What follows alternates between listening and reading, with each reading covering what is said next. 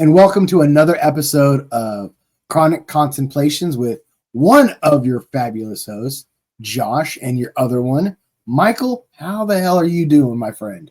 If I was any better, I'd be you, handsome. Shit.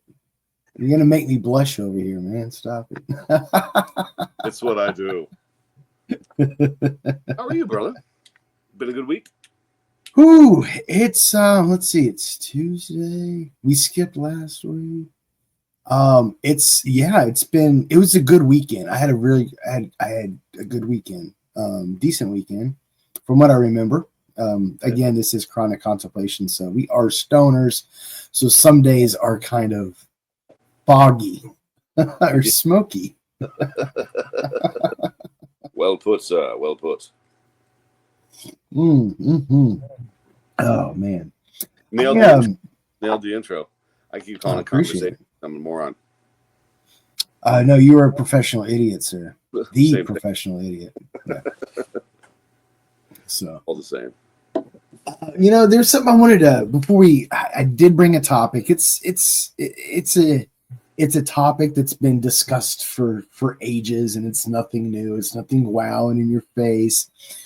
But before we get into it, I wanted to let our audience know, Michael and I, our lives have recently crossed paths. Like him and I haven't known each other for maybe 2 months now.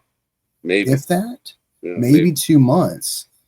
So him and I, our paths crossed, and we were like, hey, let's do something. We're doing this. And so at the same time, Michael and I record these contemplations, these conversations. We're also getting to know each other at the same time. So I think it's like a double adventure in this podcast venture that we're taking. So I think that's a fascinating aspect of it. So I just wanted to let our audience know. Who knows how long we'll last. Right. I might be sending you hate mail before we're done. Let's hope not. That is not the intention. So let us know in the comments if you've realized that, or if you thought we've been friends for a long time, because I think we had instant rapport. We did, and I think that's what makes this even more fun. But there are some topics that Michael and I have been refraining to discuss because we kind of want to save them for this. And when Michael first approached me with this idea, he had brought up the idea of having, like, he was giving me examples of some types of conversations. I wanted to get into more of a theological one tonight. So we're hitting theology again. Episode. Did we? No, one wasn't really theology though. Refresh my memory. Refresh my memory. We talked about my theory on the Genesis story. Okay. Yes. Yeah. But that only really covered. Well, shit. Well, I don't even know if I want to get into it. Well, because that only covered one aspect of theology. I mean, theology is not just the creation story in the Bible or the Bible. Or if I disrespect anybody out there with my cracks at the Bible and other Christian beliefs, it's the wrong podcast for you. Bring it. Well, at the same time, though, we're not trying to be offensive. We're just discussing our theories and thoughts and points of view. That's all that it is. Yeah.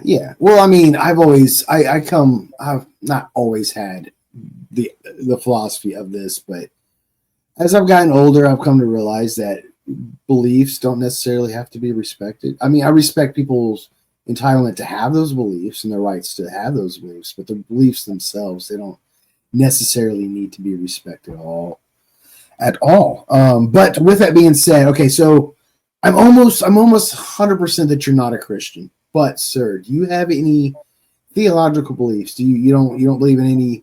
You believe in a God, or I just call it the universe.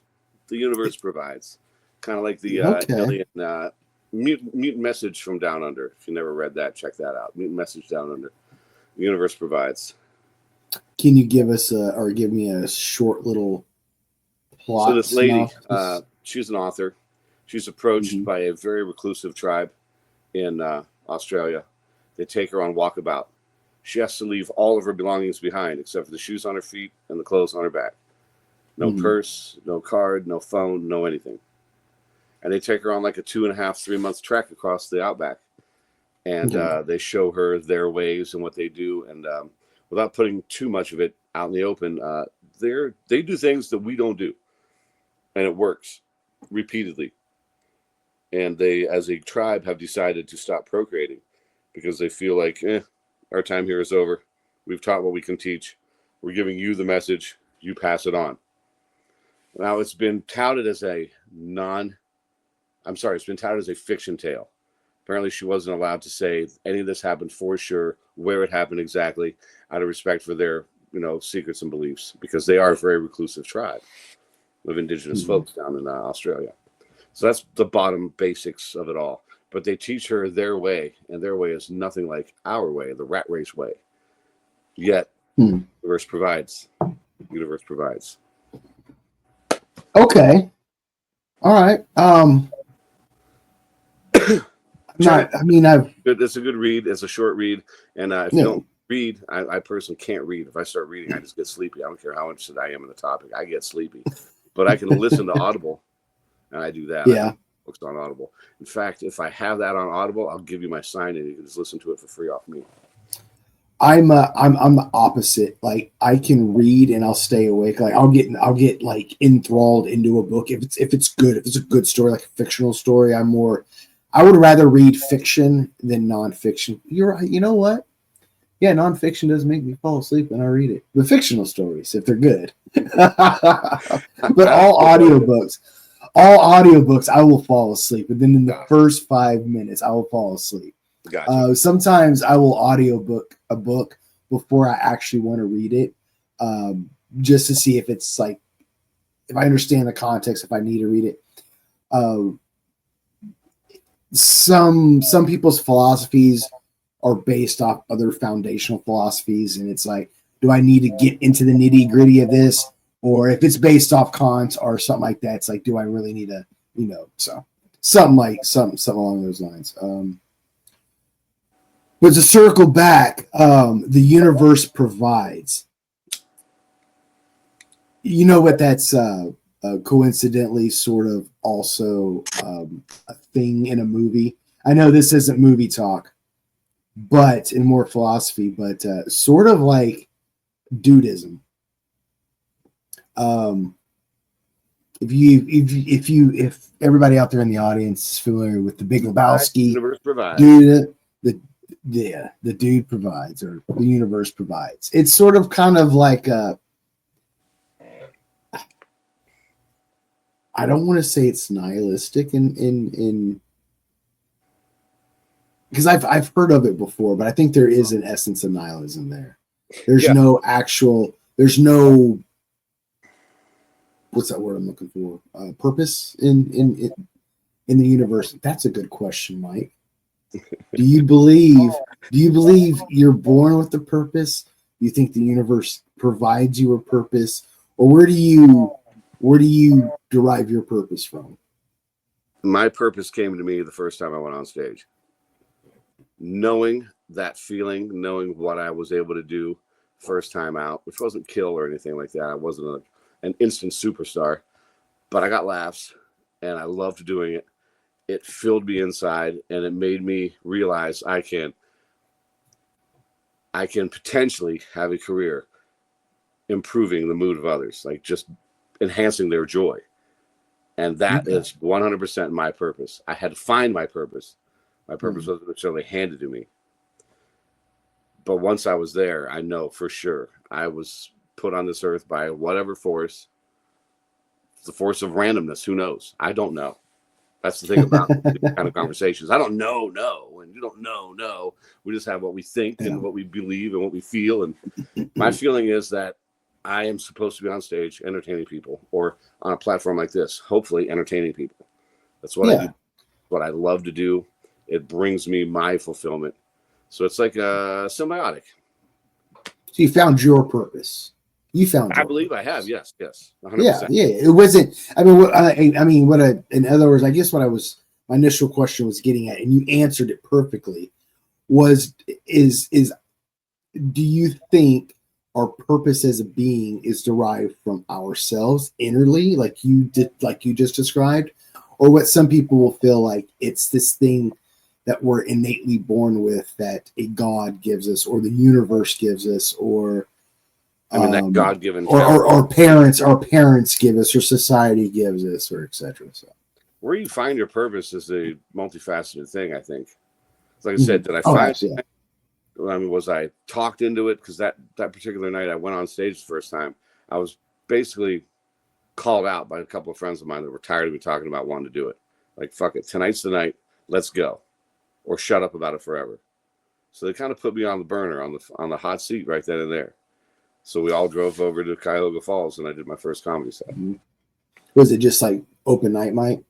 I don't know how it works. It's a competition, like an open mic competition. Okay. It's the funniest amateur comedian in Ohio contest. And to fast forward that story, 6 weeks later, I was in the finals, my very first time through the competition. I want to know how, like I said, I mean, you and I are still getting to know each other. I want to know how it felt on your like, can you go into detail your first time on stage, or how Dude, it felt? I'll tell you this. I thought on my way there, in my grand ego at the time. Now, since then, I've learned a lot of humility. I'm talking about day one, Michael. On his way, thought to himself, man, I'm going to be so awesome at this. I know exactly what I'm doing. I'm prepared. I have material. I'm ready to go. I know what I'm doing. This is going to be great. They're going to wonder where I've been their whole lives. They're going to want to sign me right then and there to like a contract and start doing touring comedy that day on the way there. Those are my thoughts. Meanwhile, in the back seat, you're going to suck. You're going to lock up. So it's two battling things, right? Me and my inner monologue, and these assholes going, you're going to eat it. You're going to suck. So we get there, and I'm doing okay. And then I looked up into the lights. It's honest to God, true story. Honest to goodness, true story. I looked up into the lights, and everything went. It was like that thing in Men in Black. They hit the pen button. Yeah. Went entirely blank. I looked in those lights and was like, I couldn't remember my name for a second. I mean, it was, what the hell just happened to me? And I said out loud into the microphone, wow, this is a lot harder than I thought it was going to be. You can see that on YouTube. My very first time on stage is on the YouTube channel. Just so you know, man. if you ever want to watch that. It's the sound is terrible. It's atrocious. I'd never taped myself before. I had no idea what I was doing. The girl I was with at the time cackles into it like really close to the microphone. It's horrific. But you can distinctly hear me say to that microphone, into the microphone, this is a lot harder than I thought it was going to be. But then the crowd picked me up, and they're like, come on, man, you got it. Keep going, you got it. Yeah. And then I picked right back up, and I went back into it. And again, I fell in love. And within a month of that, like I was already at home on stage. That was where I was supposed to be. That's my home. Yeah. Every time I'm up there, I'm doing what I'm supposed to be doing. I'm experiencing lag on my end. I apologize. Oh, no worries. Well, like I said, it's just it's symbiotic too. There's like an energy exchange, and that's about stand up, not just up there making a fool of myself. That's just a it's part of it.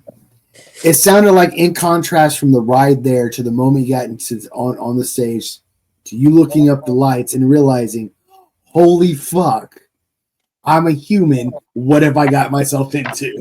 Sort of moment. Which is awesome, because it's like a learning experience, and it's fun too at the same time, I'm sure. I'm sure by the end of it, you were probably like, fuck yeah, I did that. So that was a long 5 minutes. Let's put it that way. The very first time I was up there, 5 minutes took forever. Now it's like 5 minutes. I'm not even hitting my stride yet. I'm still just like working into my audience thing. It's wild. Experience today versus that experience that day. I mean, it makes me cringe thinking about it, but at the same time, I'm very proud of myself. I mean, a lot of people walked away and quit right then and there and felt themselves a failure for doing that. You and I can sit and have a conversation and be like, oh shit, 3 hours just went by without even realizing it. Yeah, you get on stage and barely touched and I've spoken. My past has brought me into having to speak to an audience, and you tell yourself, it's like, it's only 3 minutes, 5 minutes tops. That's not that long. Shit. It's like It's like what Einstein said is correct. Time is relative, and in that point, it's relative to your fear that you're up there. It's crazy. So yeah. Well, that's one thing that we have a very stark difference. I am not afraid to be in front of people at all. That's what I do. It's my bread and butter. I've always been a class clown. I've always been a professional idiot. I've never have I been embarrassed too much by anything. I'm pretty much immune to embarrassment at this point in life. I could shit myself live on camera and not give two craps about it. But you just gave one if you did. Boom. Yeah. It's not that I have a fear of speaking in front of an audience. It's, do I need to? Do I want to? Do I have a reason to speak to an audience? It's not your comfort zone. Fear might have been the wrong words if I said. Yeah. I think comfort zone would be a good way to, because you know what? Maybe there is a level I think there's a level of aversion there that I can agree. There's a level of fear there. Yeah, there probably is. Because like I said, when I brought it up when I've done it in the past, it was when I was wearing the military uniform, and it was people that was expecting me to talk. They knew what I was going to be talking about. It was more of a controlled, I guess, scenario outside of volunteering myself to go up on a stage as a stand-up comedian. There's a no different level there of uncertainty. Oh yeah. So those are two completely different animals. Yeah. I mean, exactly what they're there for. And in some cases, you get to the show, and this is early on. I don't have this problem anymore. But you get to the show, I'll always get there early and say to the bartender, "Hey, are you ready for comedy night?"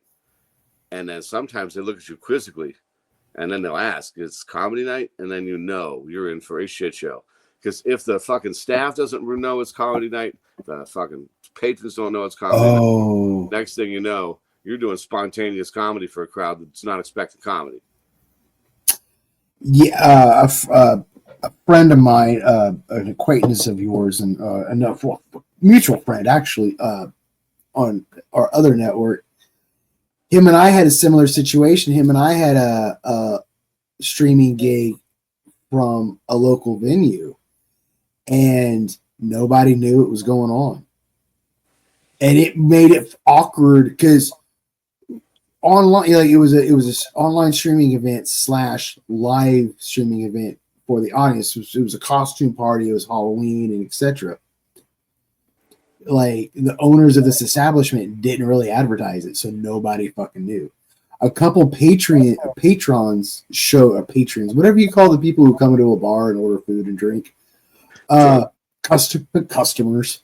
Anyway, like a few of them came in that night, not even in costume, no idea what's going on, and it made it extra not cool. It's almost like if this venue is putting on this show, talk about it. Let people know that you're having this show, because these people, entertainers, are going to come and put their time in and stuff. No, that's the whole point of having a venue. You bring an audience and don't care enough about it to help you advertise it and get marketing going on that. Then why the hell should any customer care about what's going on there? The owners didn't care. Why should they? Yeah. The bad precedent. Business tip: if you're ever going to do something live at a venue place, make sure the venue understands you can't do it by yourself. If you want this to succeed, help me help you. You got to market it too. You got to make sure your customers know. You got to make sure your bartenders are telling people about it. I print my own flyers, and then I laminate them.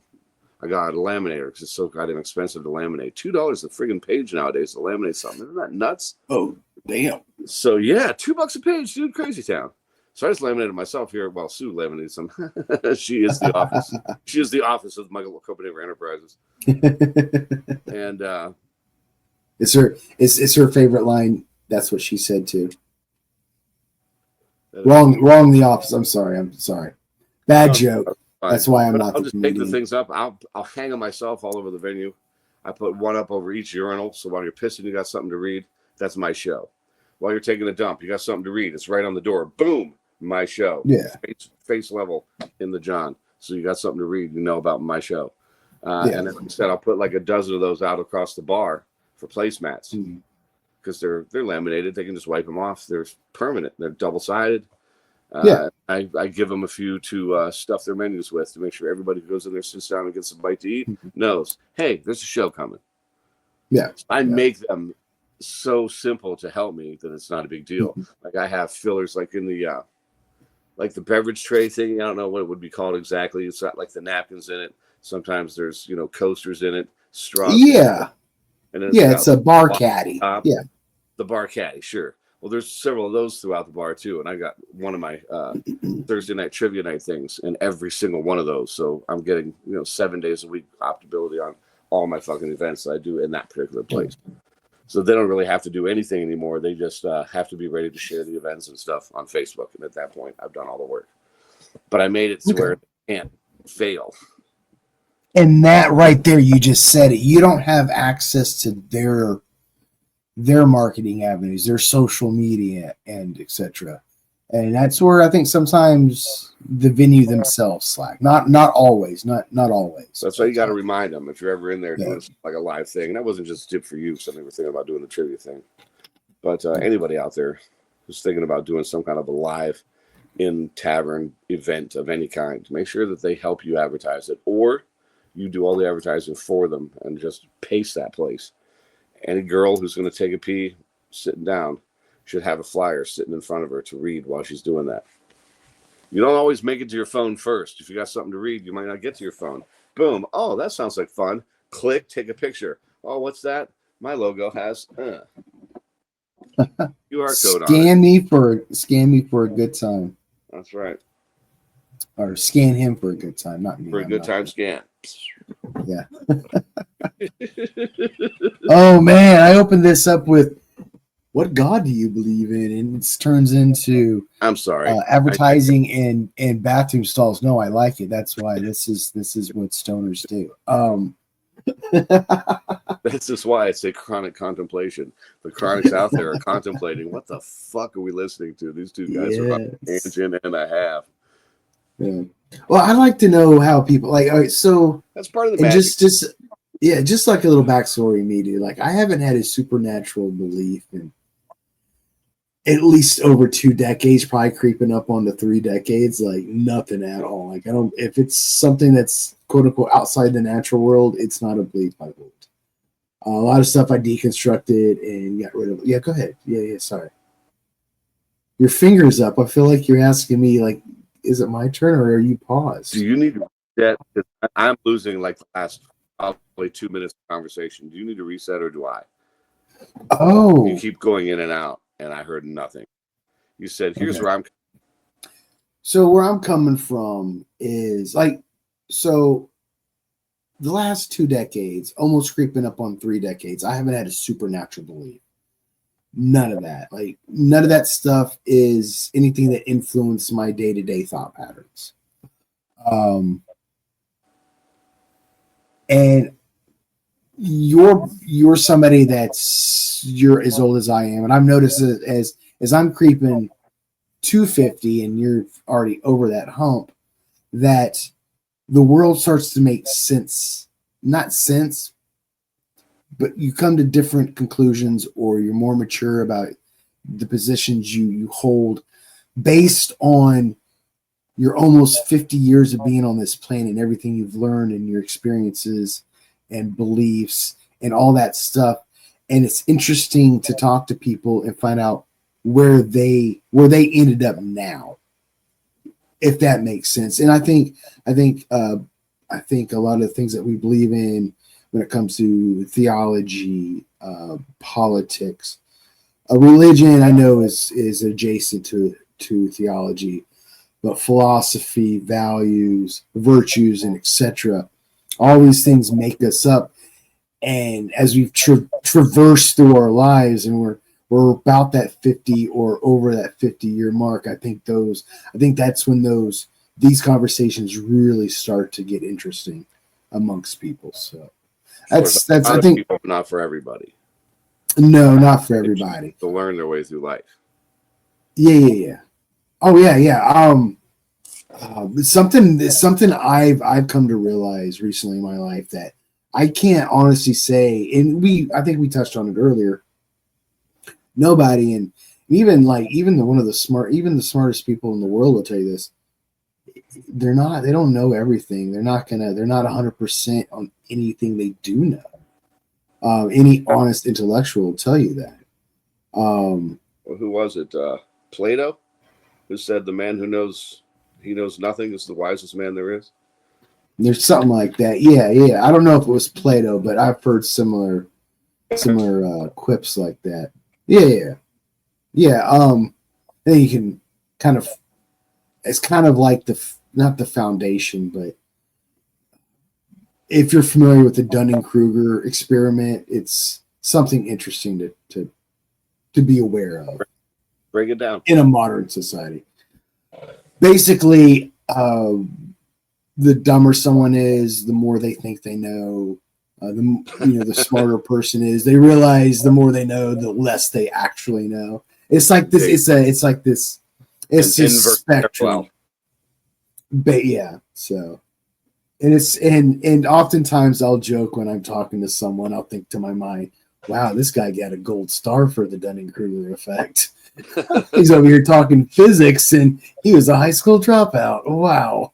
But I'm not saying people can't be self-educated and actually learn that stuff either. I'm not saying that there's definitely, it's not cut and dry. There's a gray area there. So you're talking about, but it's who thinks he's contributing to the conversation. Yeah. Some people as a clown here to amuse us. Okay, here's I got a question for you. I don't know if I've asked this before or not.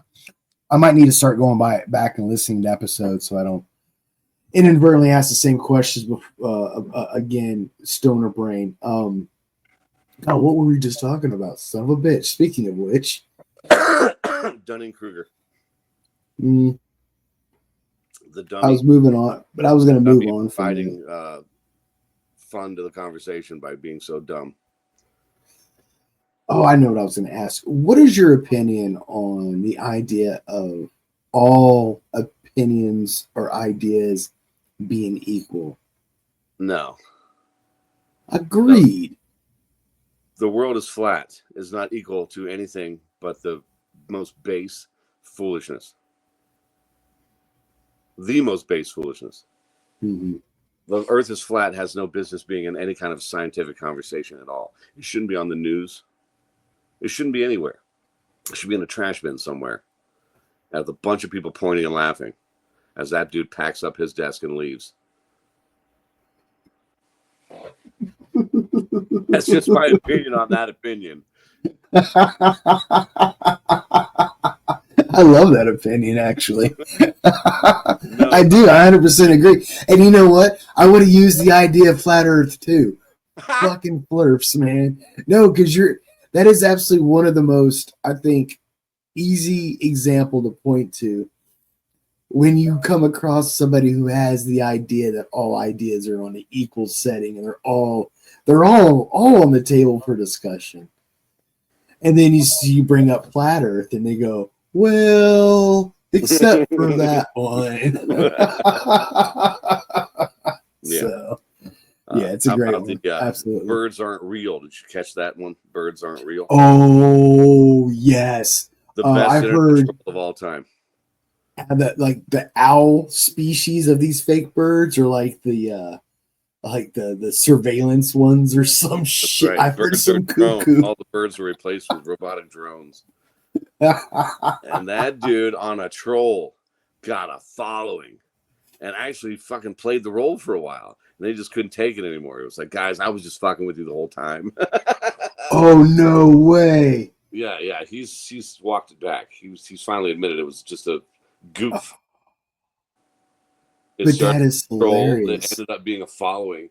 That ended up being a heartbreak for a whole bunch of people who thought birds aren't real because this guy said birds aren't real. There's people today that still believe that. They're just waiting to get Darwined, man. There are Darwin Award winners waiting to happen. Hey, Ma. So I've talked about my dog Molly before, and I'll bring my dogs up quite often in these episodes because I love my dogs. But Molly She has positively shown me evidence that not all birds are drones.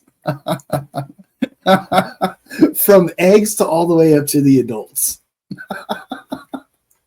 Robins lay their eggs in low bushes. She's a tall dog. Yeah. poor birds. She has spring out of the air too. No, she's not a jumping dog like that. No, she's a long-legged, lanky dog. She's what's it called? It's a kind of German hound. I don't know. It's short hair pointer hound. Anyway, but she's more of a climbing dog. Gotcha. So, yeah, a friend of mine had a husky mix. She'd snatch birds right out of the air. Ooh, I've seen dogs like that. I mean, it was crazy. I saw one. I was like, get out of here. Like, yeah. She's good for about 5 birds a week. Take that, you drone bird motherfuckers. I want to look more into that now because I think that kind of stuff fascinates me, even though the guy did it as a joke. Mind you, had that been done in a research facility, that's a great social experiment. To make up some far-fetched conspiracy.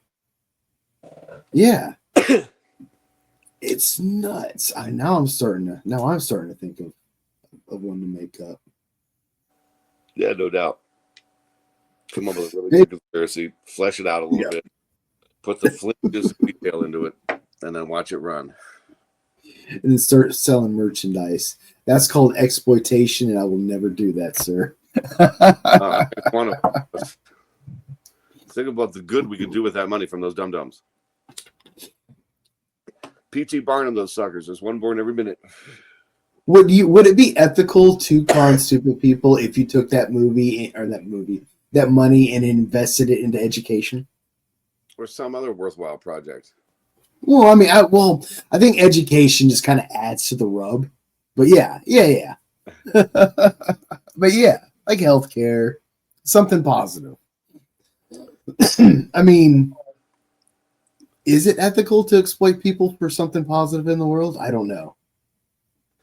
Does ethics really matter? The government does it for all sorts of terrible things to do in the world. Okay, so that was a bad road.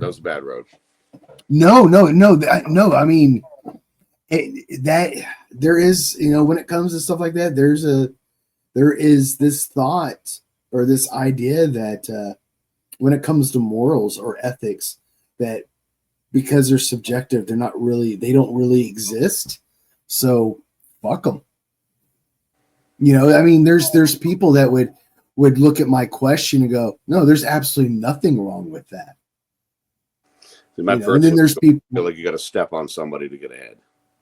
I mean, to me, it sounds exploitative. It does, even though that it is. Yeah, but but you add that layer of all the money that's made from it goes to something positive. Victimless crime. Yeah. So just I think not a crime at all. yeah. Like some people, have the idea or the notion that, God, I can't remember. It doesn't matter who the philosopher was, but the idea that no lie is a good lie. Like you should never tell a lie. And then there's the idea of a noble lie, a good lie to tell, depending on the situation. And then there's the idea when the truth comes out, how does that lie affect everybody after that point? Yeah. So, no lies last forever. Eventually, we're going to know who killed Kennedy. I don't know. I think it would be awesome if the world never found out. Because does it matter? Does it matter anymore? Ultimately, no. But it was an accident. I think the best overwhelming evidence for the situation, the way it happened, the missing footage, and eyewitness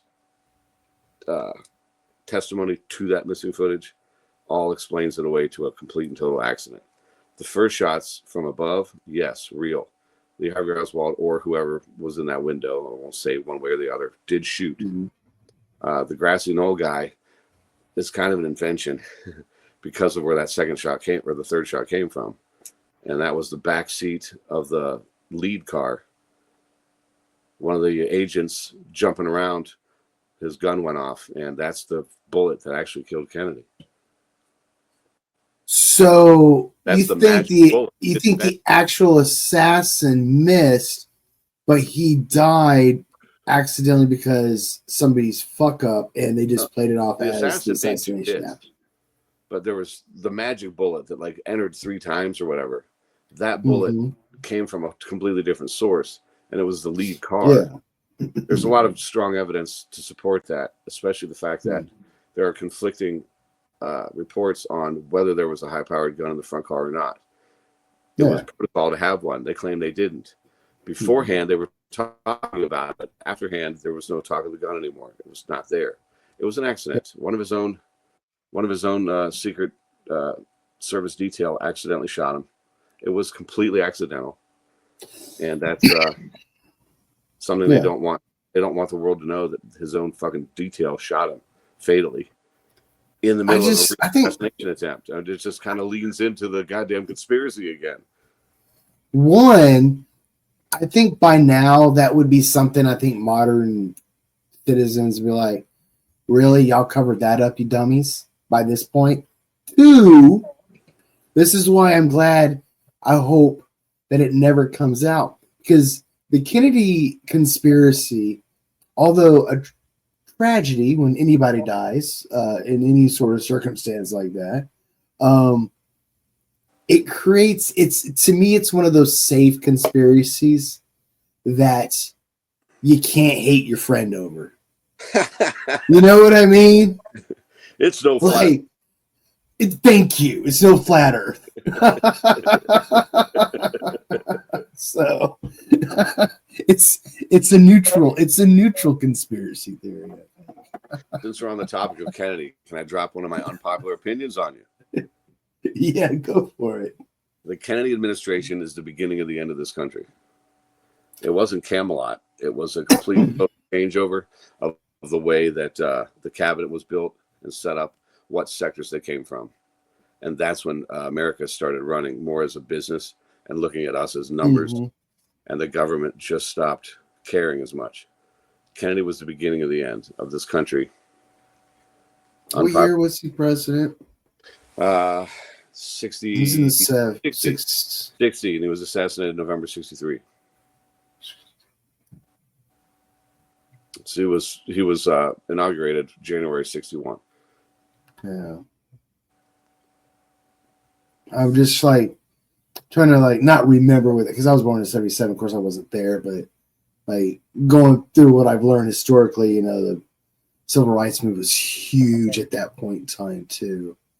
I don't know about the cabinet makeup. I never heard that the cabinet makeup before and after his administration, but there could be some truth to that. I think business sector came in. His whole program was called The Best and the Brightest. Look into it. It's an interesting thing. Yeah. Something like you said, some people go through life just going through life. I look at things. I analyze things. I think it through. Yeah. And that's my conclusion. Well, America started running more like a business. The idea of the government being ran like a business, and there is some truth to it being ran like a business. And I know there's people who think that's good, which fucking weirds me out that people think that. It's a government. It's not a business. Weird. It's a capitalist institution. That's what I wanted to get to is you made it sound like that's the administration that allowed pretty much capitalism into the government. Kind of opened up the door. Of course, it's gotten worse over time. Yep. That's interesting. I didn't know that, and I'm a staunch advocate against capitalism. The fact that I don't know that or I'm familiar with that is I'm kind of disappointed in myself. No, so that's definitely going to be my. You don't know until you know. I'm not.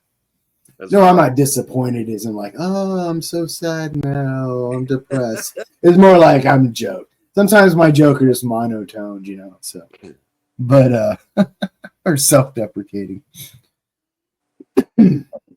Yeah, a lot of people don't like it when I say that. The beginning of the What's end. that? Well, I'm not going to disagree or agree. I mean, that's great at foreign policy, domestic policy. Maybe he had grand dreams that have just been exploited since then. I don't know. We'll never know. He was aced out before he could get a second term in and really do something, maybe. Yeah.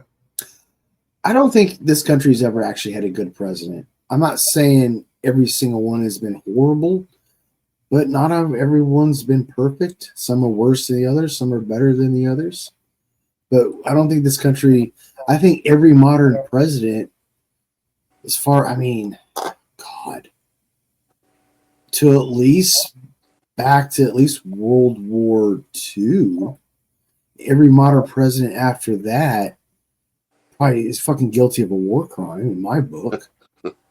I mean, if you look at the conflicts that we interjected ourselves, and you brought up politics, and I like talking about this stuff.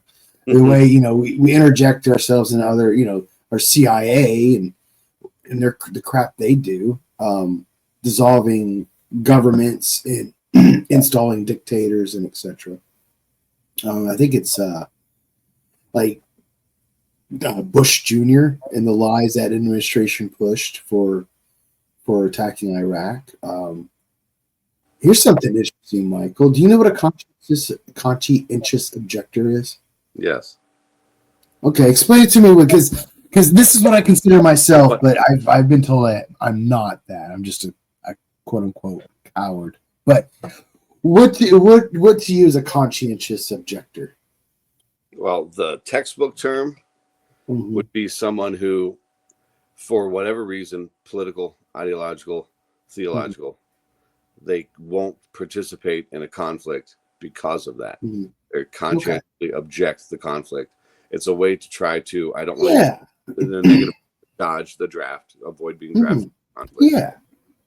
It's just somebody morally or in what other way just objects to this conflict, but they don't feel like they should be forced into the conflict. Yeah. Yeah.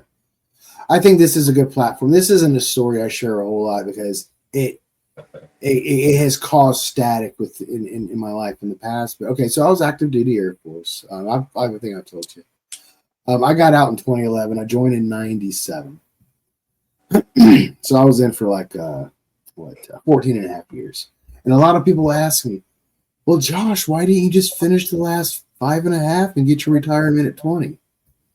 Because I became a conscientious objector and could no longer justify in my head to stay in, regardless of what the financial outcome was. Sure. Like I said, the Bush administration, they lied about the whole weapons of mass destruction, which they took that lie to the world, and it caused us and some of our allies to attack Iraq. I was active duty at that time. I participated in OIF. I had hands on bombs that literally killed people. Turns out, killed people, innocent people. We invaded a country off a lie. That's a war crime. Like, that administration should have been held accountable.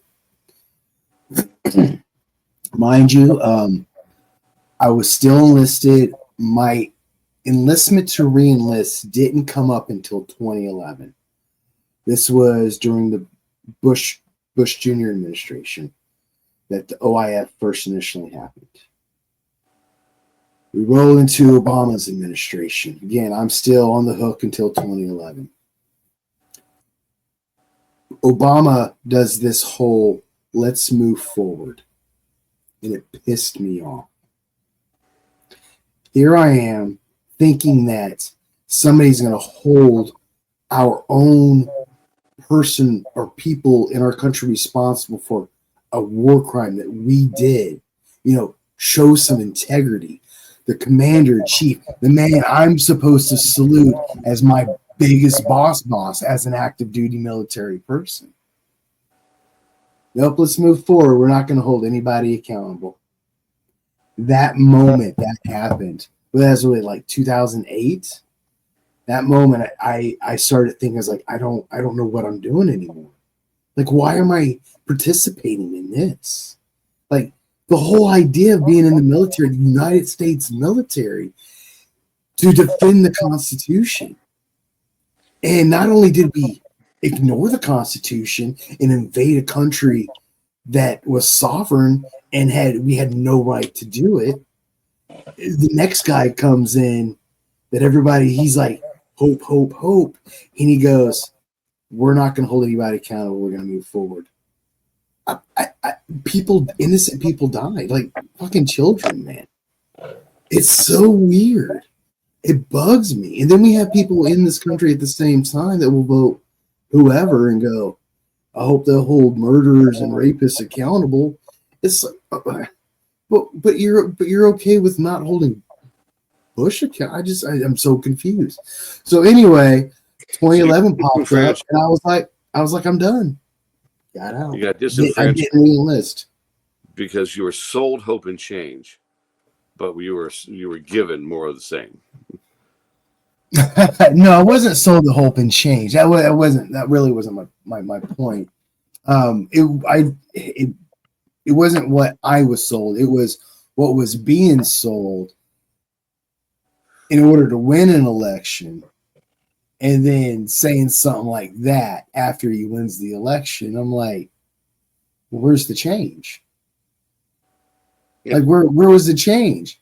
I mean, hey, like, the last Republican that broke the fucking law wasn't held accountable either. Yeah, right. So I came disenfranchised from, like, I had honestly before then, I was a Republican. Like, prior to Bush Jr. being elected, I was a Republican, and then that fucking shit was like, what the fuck? I was still young. I was still learning stuff. Yeah, I was still young at this point in my life. And and then the Obama thing rolled around, and I'm like, oh wow, because I started to really pay attention to politics. It's like, that's when I was like, okay, I'm gonna start learning what's going on in the world. I've been defending shit. I'm Army brat. I'm active duty military. I should probably start wising up. I think I was in my late 20s at this time, so that makes sense, like mentally growth wise. It's interesting. There is a cognitive growth chart. It's like it's a spectrum. It's like, you know how like a baby hits stages in their infancy. You know, this is about the time they start to walk. This is about the time they start to talk. Sure. Humans are like that through our entire fucking lives.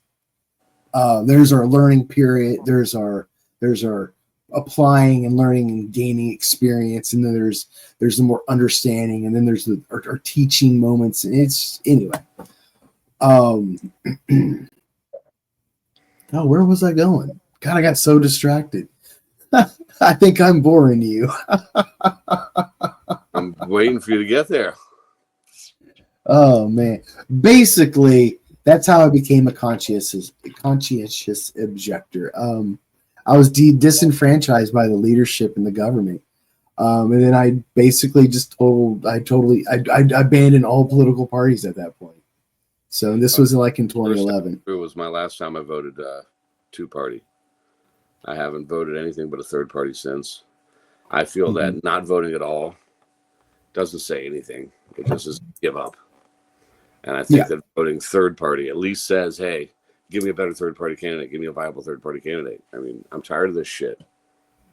It's my whole thought on politics, if I have said it already, I'm sorry, I'm repeating myself, but no, you're fine. Republican, I don't care if it's a Democrat. They're both a piece of shit. They're just different flavors. And at the end of the day, they don't give a damn about you and me. Everything I learned about politics, I learned from George Carlin. It's a big fucking club, and we ain't invited. I like that idea. I wish more people thought that. Too many people accept the idea that we are quote unquote just a two-party system. Like, I wish more people would just vote a third party. have fucking 10 candidates up there on stage doing a debate. Fuck it, turn it to ranked choice voting. After those 10, fucking bring it down to 8, bring it down to 4, bring it down to 2. America's next top president. Yeah, but yeah, dude, I wish more people, because I vote third party too, because I have the same sort of idea. It's like me just giving in to the binary system doesn't actually do anything. There's this idea of living life praxis, praxis. In other words, there's the theory, and then you live the theory. If we want change, we have to be that change. So yes, vote third party, vote fourth party, fifth party, sixth party. I don't care. Stop the two-party bullshit. If we all do it, just vote something that actually reflects our actual political party. And regardless if you're voting Republican or Democrat straight right now, if you actually look in political science and all the parties are out there, like some of you independents, like especially that lean more conservative, probably more right-leaning libertarians. And there's the Don't Tread on Me party. There's other right-wing libertarian parties you can vote for. Same way on the political left. My point is, if we all found those niche parties that we're actually more affiliated with, I think we'd have more healthy political competition, better policy outcomes, and more ideas, real ideas at the table. Not all these same ones. So, yeah. Do you think that our politicians, like our career politicians, are there because that was their calling? That was their purpose? That was the reason for being?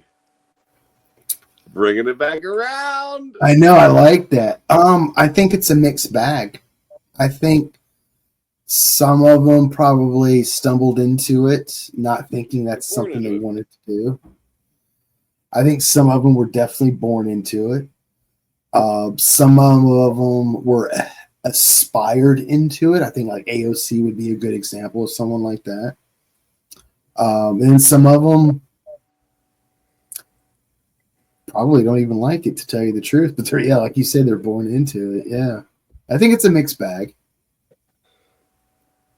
I think though, all the money they built, some of it. I think that's what keeps them career politicians, though, is when they get into it, they realize the money they can make, and because we live in a society that gives carte blanche to the idea, you make a lot of money, you're successful, and as long as you're doing quote unquote legal, it's okay. And I think because that's sort of an accepted okay mindset, people just fall into that trap. And I don't think they purposely do it to do it. I think there is some intent, but it's not like again, this is back to my whole thing. I don't believe in free will. It's sort of like a herd mentality thing. So yeah, a lot of different reasons why they become career politicians, but probably the biggest reasons why they stay a career politician is because of the money, the easy money. So makes sense to me. Yeah.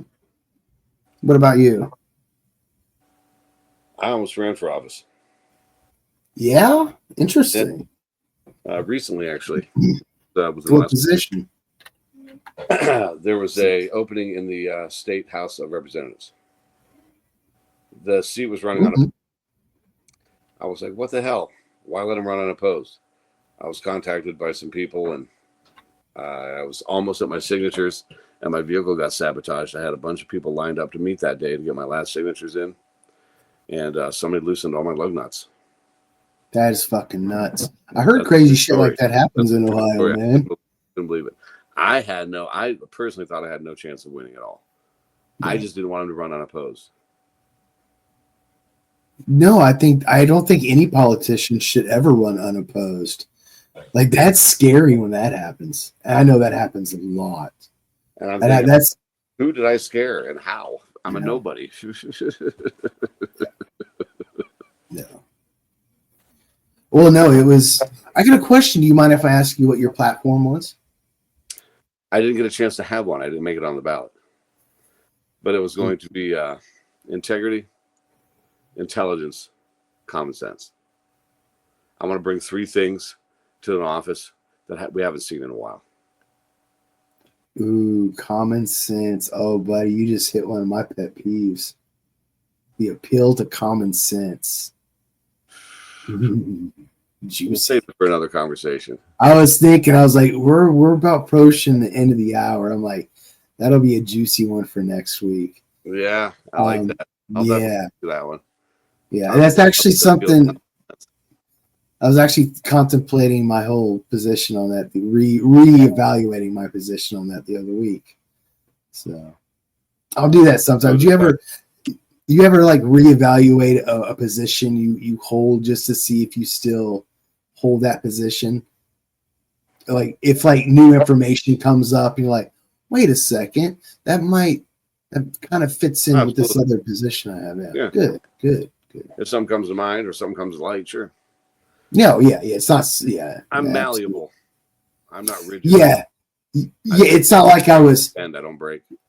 Yeah, it's not like I was sitting there in my car one day with my Rolodex brain, like, what idea am I going to contemplate now? No, I overheard another conversation and common sense was brought up, and that's what got me thinking about it. So, yeah. I prefer to think of myself as a rational human being. We're rare. You're a rational human being. I've been described by my therapist as pragmatic, but there's rationalities built into that ideology. Or not ideology, just way of thinking. Mindset's a good one. Yeah. Or a dialectical thinker is another one. But my dude. Wow. Walk today. Huh? We took a weird walk today. Fuck yeah, I love it, dude. It started with, do you believe in a higher power? Yeah.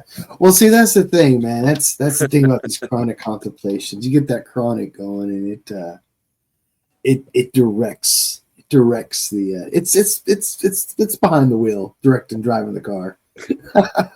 What am I trying to say? Marijuana, take the wheel.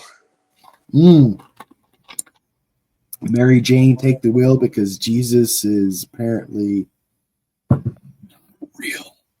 Anyway, on that note, Michael, any last words, sir?